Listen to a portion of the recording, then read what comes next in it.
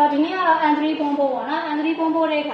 ဆုံးမသူမဲ့စာအုပ်မှာပါတယ်တိုနဲ့စားတဲ့ grammar pattern တွေကိုတစုတစည်းရကြည့်လို့ရအောင်လို့စုပေးထားပါတယ်ဟိုက်မာဇနပုံဖို့ကတိုယူနော်တိုယူလို့ဆိုတဲ့ဆိုပြီးတော့ပါလာပြင်လို့ရတယ်ပေါ့နော်ဆိုတော့တိုယူအကြောင်းအရာတစ်ခုကိုသူကမူတည်ပြီးတော့မှနောက်ကနေလို့ဆိုတဲ့ဒီဟာလို့ဆိုတဲ့ဆိုပြီးတော့မှပြန်ရှင်းတာပေါ့နော်ဆိုတော့ဒီမှာ rebel โอคาเนวะอีဒီမှာ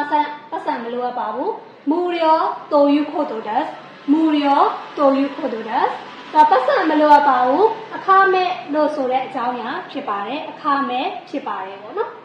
ဟိုက်နောက်ဘုံဘွားကြတော့တိုယူနော်ဝပေါ့နော်အဲနော်ဝဆိုပြီးတော့မှဆက်လိုက်တယ်လို့ဆိုတာကဆိုပြီးတော့မှဘာသာပြန်တယ်ပေါ့နော်အဲသူကကြတော့ဒီအဲ့ဒီ imi ပေါ့နော် imi ဆိုတဲ့အဓိပ္ပာယ်ကိုရှင်းပြတာပါအတူကောက်အဓိပ္ပာယ်ကနေပြီးတော့မှသူ့ရဲ့အရှိကအဓိပ္ပာယ်ကိုပြန်ရှင်းပြတယ်ပေါ့နော်ဆိုတော့တိုယူနော်ဝဆိုရဲပုံゲジカメというのはゲジタルカメラの短いですゲジカメというのはデジタルカメラの短いですdigital camera ဆိုတာက digital camera ရဲ့အတူကောင်းဖြစ်ပါတယ်နော် digital camera ဆိုတာက digital camera ရဲ့အတူကောင်းဖြစ်ပါတယ်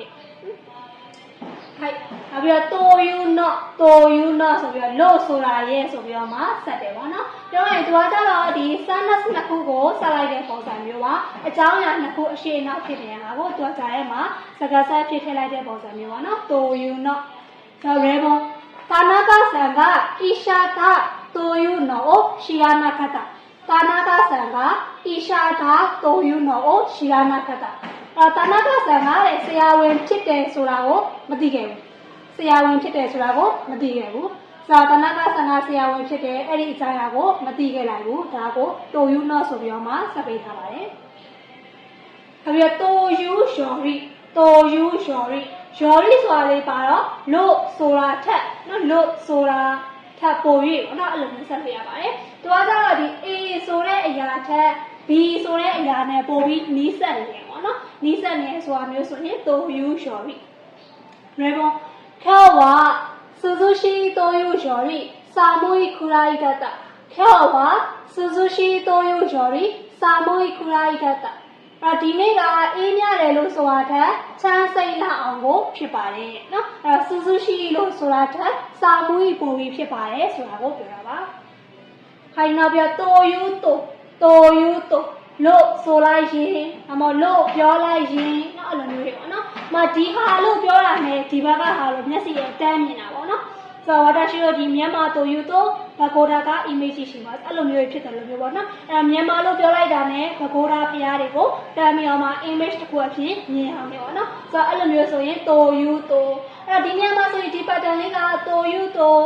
ဤရပါတိုဤတာရဆိုပြီးတော့မှစာအုပ်ထဲမှာပေးထားတယ်ပေါ့နော်အဲ့ဒါ皆さんတို့အစင်တွေလို့လှည့်သုံးရပါတယ်ရဲပုံနီဟွန်တိုယူတိုနီဟွန်လို့ပြောလိုက်ရင်ဖူဂျီဆောင် image ရှိပါဖူဂျီတောင်က image တစ်ခုဖြစ်ပါတယ်နော်အဲ့တော့နီဟွန်လို့ပြောတာနဲ့အများဆုံးမြင်ကြတာကဘာလဲဖူဂျီတောင်ကိုတန်းပြီးမြင်ကြတယ်ပေါ့နော်ခိုင်နောက်ပြီးတော့တိုအီတေမို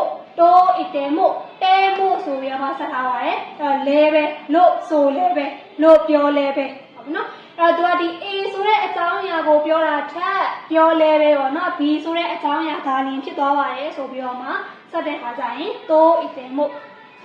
ဆိုတော့今週はဒီတစ်ခါက忙しいと言ってもအလုပ်ရှုပ်တယ်လို့ပြောလဲပဲ3週ほどじゃないပြီးခဲ့တဲ့ဘက်ကလောက်ထိတော့မဟုတ်ပါဘူးဆိုတော့忙しいလို့ဖြစ်တယ်ဒီတစ်ပတ်လည်း忙しいဖြစ်တယ်3週လည်း忙しいဖြစ်ခဲ့တယ်ဒါပေမဲ့လို့ပြီးခဲ့တဲ့ဘက်ကပို့ပြီးတော့မှအလုပ်ရှုပ်တယ်ပေါ့နော်ခိုင်နာပြတိုးရှိတဲ့အနေနဲ့ကိုစားပြုအနေနဲ့ပြောတဲ့နေရာမှာထည့်သုံးပါတယ်ကိုစားပြုအနေနဲ့ပြောတဲ့နေရာမှာထည့်သုံးတာပေါ့နော်တိုးရှိတဲ့ခါရဲဝါဂိုင်းကိုကိုချင်းတာကသူကနိုင်ငံသားလူမျိုးဖြစ်ပေမဲ့နီဟွန်တိုင်းရောတိုးရှိတဲ့ရှီအိုင်းနီဒေရုနီဟွန်တိုင်းရောတိုးရှိတဲ့ဆိုပြီးတော့မှကိုစားပြုတရားအနေနဲ့ပြောထားတယ်ပေါ့နော်သူကနိုင်ငံသားဖြစ်ပေမဲ့ဂျပန်ကိုစားပြုအနေနဲ့ပြိုင်ပွဲကိုဝင်ပြိုင်ပါတယ်နော်သူကနိုင်ငံသားတယောက်ဖြစ်ပေမဲ့ဂျပန်ကိုစားပြုအနေနဲ့ပြိုင်ပွဲဝင်ပြိုင်ပါတယ်ဟိုင်နောက်ပြတိုးရှိတာရတာရဆိုရင်ဖြစ်မယ် ဆိုရင်နော်အဲ့ဒါဖြစ်မယ်ဆိုလို့ရှိရင်တော့ဒါကတော့နောက်ကလိုက်ဖြစ်တယ်ဆိုပြီးတော့ငါသုံးတာပေါ့နော်အဲ့တော့ရှိတာလားその話が本当だとしたら嬉しいですその話が本当だとしたら嬉しいですအဲ့ဒီစကားကအမှန်တကယ်ဖြစ်မယ်ဆိုရင်တော့ဝမ်းသာစရာပဲเนาะအဲ့ဒီစကားကအမှန်တကယ်ဖြစ်မယ်ဆိုရင်တော့ဝမ်းသာတယ်ပေါ့နောက်တိုယူခိုတိုဒါတိုယူခိုတိုဒါခိုတိုဆိုတဲ့အကြောင်းအရာတစ်ခုကိုပြောတာပါအဲ့တော့လို့ဆိုပဲလို့ဖြစ်တဲ့တဲ့เนาะအဲ့လိုမျိုးကြားလို့ရှိရင်တိုယူခိုတိုဒါさしかの方は70%အဲ့တော့စာမေးပွဲရဲ့ result ကတော့70%နဲ့စမာရီတနည်းအားဖြင့်ပြောရရင်ဂိုခါကုတိုယူခိုတိုတာအဲ့တော့တနည်းအားဖြင့်ပြောရရင်เนาะအောင်တယ်လို့ဆိုတဲ့တနည်းအားဖြင့်ပြောရရင်အောင်တယ်ပေါ့はい皆さん分かるでしょう